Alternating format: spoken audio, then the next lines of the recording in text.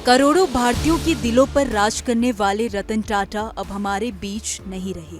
मशहूर बिजनेसमैन ही नहीं बल्कि अपनी दानवीरता, दरियादिली, दयालु स्वभाव के चलते वह दुनिया भर में मशहूर रहे। साल 1937 में जन्मे रतन टाटा ने टाटा समूह को नई ऊंचाइयों पर पहुंचा दिया। 1991 से लेकर 2012 तक टाटा समूह की कमान संभालने वाले रतन टाटा भले ही करोड़ों की दौलत के मालिक थे, लेकिन वो बेहद ही साधारण जिंदगी जीते थे। रतन टाटा के निजी जीवन की बात करें तो उन्होंने कभी शादी नहीं रचाई, लेकिन उनके जीवन में प्यार ने कई बार दस्तक दी थी। उन्होंने शादी क्यों नहीं की, आइए जानते हैं इसके बारे में। टाटा ग्रुप के पूर्व चेयरमैन रतन टाटा ने पूरी जिंदगी किसी से शादी नहीं की। ऐसा नहीं है कि उन्हें कभी किसी से प्यार नहीं हुआ। एक इंटरव्यू के दौरान खुद रतन टाटा ने अपनी लव लाइफ के बारे में विस्तार से बताया।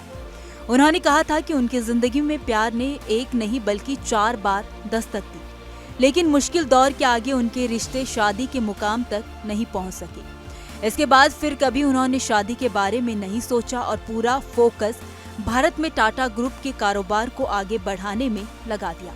रतन टाटा का जन्म 28 दिसंबर 1937 को सूरत में हुआ था। टाटा ग्रुप के पूर्व चेयरमैन ने अपनी एक अलग पहचान बनाई और बेहतर मुकाम भी हासिल किया।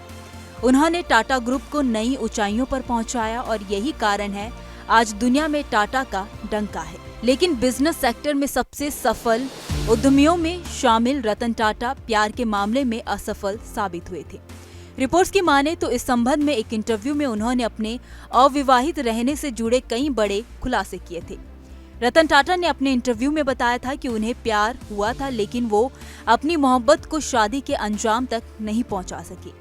उन्होंने कहा था कि शादी न करने का फैसला उनके लिए ठीक साबित हुआ, क्योंकि अगर उन्होंने शादी कर ली होती तो स्थिति काफी जटिल होती।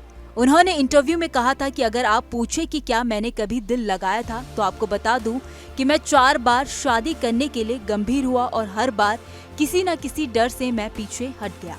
अपने प्यार के दिनों के बारे में टाटा ने कहा, जब मैं अमेरिका में काम कर रहा था तो शायद मैं प्यार को लेकर सबसे ज्यादा सीरियस हो गया था और हम केवल इसीलिए शादी नहीं कर सके क्योंकि मैं वापस भारत आ गया।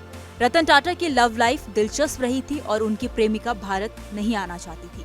उसी वक्त भारत चीन का युद्ध भी छिड़ा हुआ था। आखिर में उनकी प्रेमिका ने अमेरिका में ही किसी और से शादी कर ली।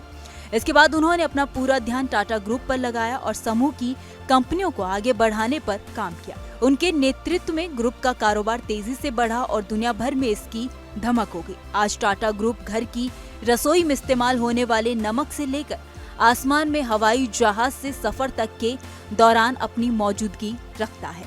रतन टाटा बेहद ही सादा जीवन जीते थे, लेकिन उन्हें कई चीजों का शौक था। इनमें कार से लेकर पियानो बजाना तक शामिल है। इसके साथ ही विमान उड़ाना भी उनकी फेवरेट लिस्ट में सबसे ऊपर था। टाटा सन्स से अपने रिटायरमेंट के बाद रतन टाटा ने कहा था कि अब मैं अपना बाकी जीवन अपने शौक पूरे करना चाहता हूं। अब मैं पियानो बजाऊंगा और विमान उड़ाने के अपने शौक को पूरा करूंगा। खैर, इस खबर में इतना ही। इस खबर को लेकर आपकी क्या राय है, आप हमें कमेंट सेक्शन में जरूर बताइए। वीडियो अगर पसंद आया हो तो वीडियो को लाइक और शेयर करना ना भूलें। बाकी देश और दुनिया की तमाम बड़ी अपडेट्स के लिए देखते रहिए न्यूज नेशन का डिजिटल प्लेटफॉर्म।